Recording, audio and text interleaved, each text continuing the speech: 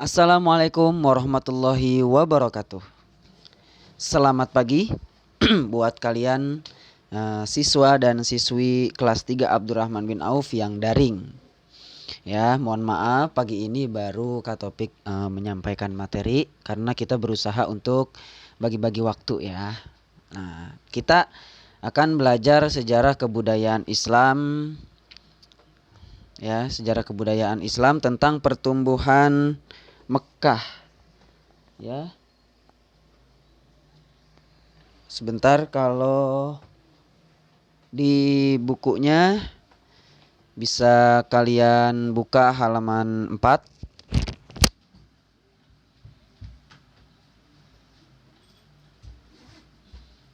Sudah dibuka? Silakan dibuka SKI-nya halaman 4. Nah, di situ nomor 1 ya, nomor 1 yang tebal, nomor 1 yang tulisannya tebal, pertumbuhan Mekah. Nah, di sini kita coba untuk merangkumnya ya, merangkumnya karena pembahasan kita sampai di halaman 6. Nah, pada awalnya kota Mekah adalah tanah yang tandus. Nah, di dalamnya tidak ada air dan tumbuhan-tumbuhan. Akan tetapi semua itu berubah sejak kedatangan Nabi Ibrahim. Nah, jadi Nabi Ibrahim ini adalah orang yang pertama yang menginjakan kakinya di kota Mekah. Tolong Nabi Ibrahimnya digaris bawahi ya di bukunya. Nabi Ibrahim digaris bawahi. Beliau datang bersama Siti Hajar istrinya dan Ismail anaknya. Nah, Siti Hajar sama Ismail juga digaris bawahi ya. Jadi nanti kalau ada pertanyaan siapa istri Nabi Ibrahim yang ikut ke Mekah, jawabannya Siti Hajar. Dan anaknya siapa? Ismail. Jadi tolong digaris bawahi.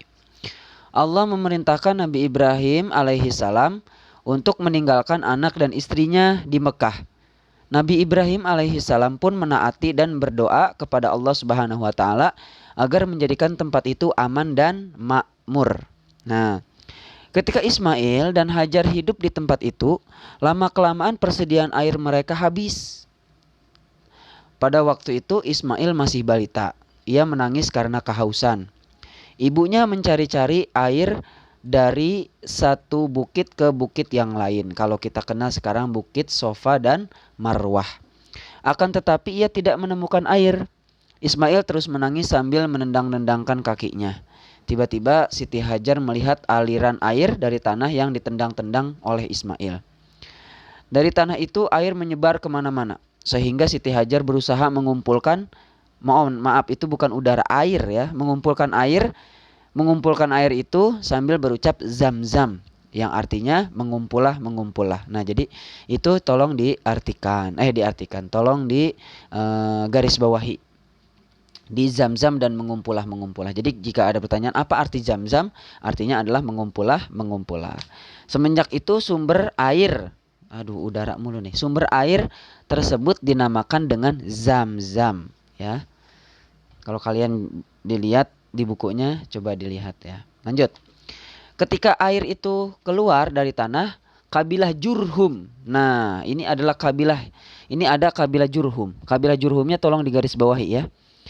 Kabilah Jurhum melintas. Jadi nanti jika ada pertanyaan apakah nama kabilah yang melintas ketika itu? Jawabannya kabilah Jurhum. Jadi Jurhumnya digaris bawahi.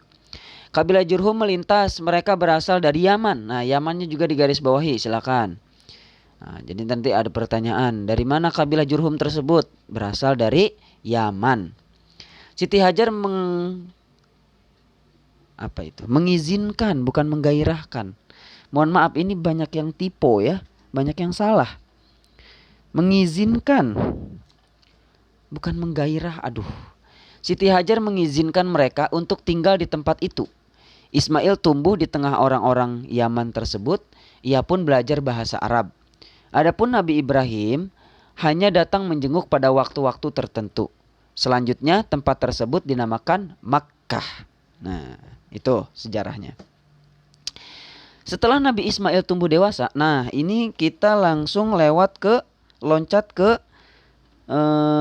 ini di sampingnya. Setelah Nabi Ismail ya nanti itu ada kan Berarti paragraf keberapa ya? 1, 2, 3, 4, 5, 6, 7. Nah, kita langsung loncat ke paragraf ke-7 karena kita singkat-singkat.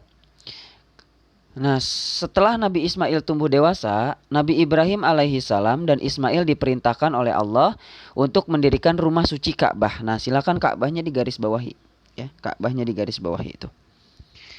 Digaris bawahi Ka'bah. Kemudian Allah mengutus Ismail sebagai rasul untuk kabilah Jurhum dan orang-orang di sekitar Mekah. Nah, peristiwa ini terdapat dalam Al-Quran surat Al-Baqarah ayat 127 sampai 128. Silahkan Al-Baqarah 127 sampai 2128-nya digaris bawahi ya. Lanjut, itu artinya ada di dalam di LKS. Ya, ada ini artinya nih. Ya, tolong dibaca aja ya, kita lewat aja yang ini. Nah, sepeninggal Nabi Ismail alaihi salam, orang-orang Jurhum menguasai Mekah. Akan tetapi kerusakan mereka di tempat itu. Akan tetapi mereka berbuat kerusakan di tempat itu ya. Adapun keturunan Nabi Ismail tidak bisa berbuat apa-apa. Kemudian Mekah ditaklukkan oleh Bani Khuza'ah. Nah, Bani Khuza'ahnya digaris bawahi. Bani Khuza'ahnya digaris bawahi ya. Nah, siapa yang menaklukkan kota Mekah pada saat itu? Bani Khuza'ah. Makkah tunduk di bawah pemerintahan Bani Khuza'ah. Pada masa pemerintahan Bani Khuza'ah, orang-orang mulai menyembah berhala. Pemujaan terhadap berhala ini pertama kali dilakukan oleh Amr bin Luhai. Nah, Amr bin Luhainya tolong digaris bawahi. Amr bin Luhai. Dia membawa berhala dari negeri Balqa di Syam. Nah, Balqa di Syamnya juga digaris bawahi. Itu ada di paragraf paling bawah ya. Halaman 5 paling bawah. Paling akhir. Siapa itu? Siapa namanya? Amr bin Luhai, orang yang pertama kali memuja berhala di Mekah. Dia membawa berhala dari negeri Balqa di Syam. Selanjutnya penyembahan ini diikuti oleh penduduk Mekah. Keturunan Nabi Ismail alaihi salam pun semakin banyak dan berkembang. Di antaranya adalah Kinanah. Nah, Kinanahnya digaris bawahi. Tadi pun yang tetap muka Katopik suruh garis bawahi biar kalian nggak ketinggalan ya. Yang daring pun harus seperti itu. Yaitu Kinanah ya, yang memiliki keturunan bernama Qusay bin Kilab. Nah, Qusay bin Kilab namanya. Itu digaris bawahi Qusay bin Kilabnya ya. Garis bawahi. Ia mengusir ini udah pindah ya. Ini udah pindah ke halaman 6. Ini udah pindah ke halaman 6. Kalau kalian lihat Kinanah Qusay bin Kilab ada di halaman 6. Qusay bin Kilab ia mengusir Bani Khuza'ah dari Mekah. Lalu Qusay memimpin Mekah. Oleh karena itu Mekah berada di bawah kepemimpinan Quraisy maksudnya. Di bawah kepemimpinan Quraisy. Setelah itu Mekah dipimpin oleh anak Qusay yang bernama Abdu Manaf. Abdu Manafnya digaris bawahi ya. Selanjutnya kepemimpinan di Mekah dibagi-bagi pada anak-anaknya yaitu Hashim, Abdul Muthalib, Abdus Syam dan Naufal. Kita lihat di sini ada Abdul Muthalib. Abdul Muthalib adalah kakek daripada Nabi Muhammad sallallahu alaihi wasallam. Lanjut. Nah,